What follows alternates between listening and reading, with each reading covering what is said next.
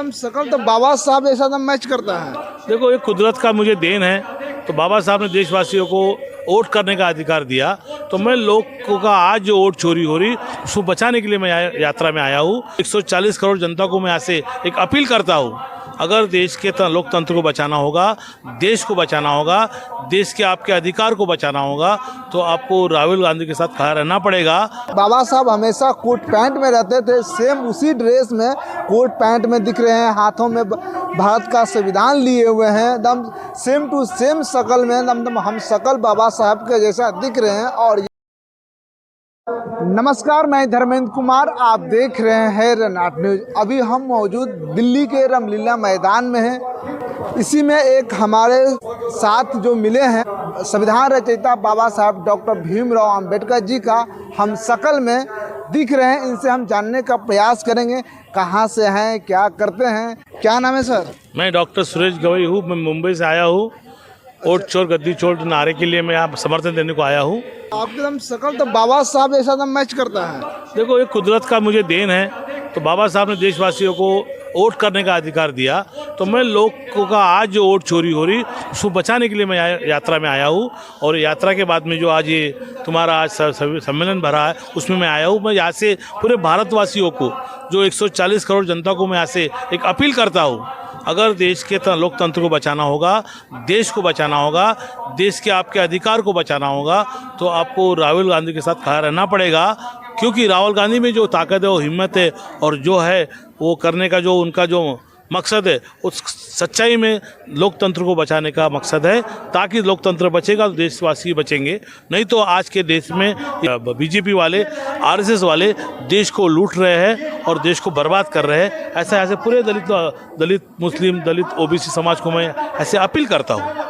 बाबा साहब हमेशा coat pant में रहते थे, सेम उसी ड्रेस में कोट पैंट में दिख रहे हैं, हाथों में भारत का संविधान लिए हुए हैं, एकदम सेम टू सेम शकल में एकदम हम शकल बाबा साहब के जैसा दिख रहे हैं। और ये कह रहे हैं कि वोट चोर गद्दी चोर का जो नारा है, हम मुंबई से चलकर दिल्ली के रामलीला मैदान में आए हैं और राहुल गांधी जी के हाँ में हाँ मिला रहे हैं। क्या सही बोल रहे हैं सर? एकदम सही है। क्योंकि देखो, हम 12-13 साल से देख रहे हैं देश के अंदर जो पीएसयू बनाए थे, जो गवर्नमेंट सेक्टर बनाए थे, उसमें SC, ST, OBC मुस्लिम समाज का 52% आरक्षण था। इन्होंने निजीकरण करके भाजपा सरकार ने वो आरक्षण को हटा दिया, निजीकरण किया, रेलवे बेच दिया, सेल बेच दिया, HSL बेच दिया, हर भारत का पीएसयू सेंटर बेच रहे हो और आरक्षण गंवा रहे हैं। और 52% आरक्षण भारत में गरीब के लोगों को मिलता है, कि जो बाबा साहब ने उनका हक दिया था, बाबा साहब ने उनको पढ़ने लिखने का, शिक्षा का, नौकरी का हक दिया था, ये हक को छीन रहे हैं। और वही दलित मुस्लिम समाज को गुमराह करना चाहते हैं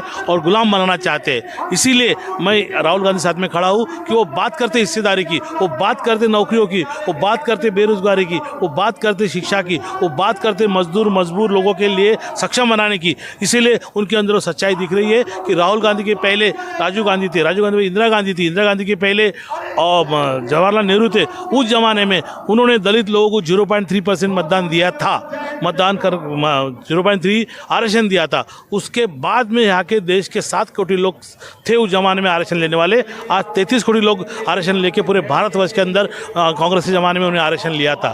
तो इसीलिए उनकी आज जिन्होंने बाबा साहब के संविधान को पढ़ा, संविधान को अपनाया, ऐसे लोग आज आरक्षण लेके आज देश के अंदर सुखी और समृद्ध है।